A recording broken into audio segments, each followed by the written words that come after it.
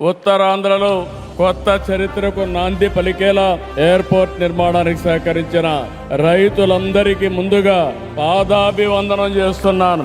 మీరు కేవలం భూములు మాత్రమే ఇవ్వలేదు, ఉత్తరాంధ్రకు బంగారు భవిష్యత్తు ఇచ్చారు. నేడు ఉత్తరాంధ్రకి ఇంటర్నేషనల్ ఎయిర్పోర్ట్ వచ్చింది.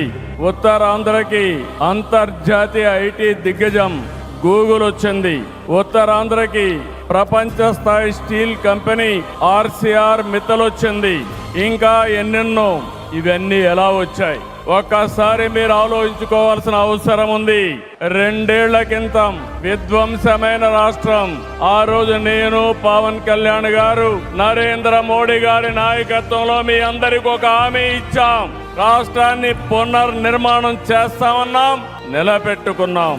మోడీ గారి చేతుల మీదుగా ప్రారంభించుకున్న ఎయిర్పోర్టు ఉత్తరాంధ్రకు ఒక మణిహారం. నేను అందుకే పదే పదే చెప్తున్నాను, ఉత్తరాంధ్ర కళలకు రెక్కలొచ్చాయి. ఎర్ర బస్సు రాదన్నారు, ఎయిర్ బస్ వచ్చింది. అవహేళన చేసిన వాళ్ళు అడ్రస్ లేకుండా పోయే పరిస్థితికి వచ్చారు.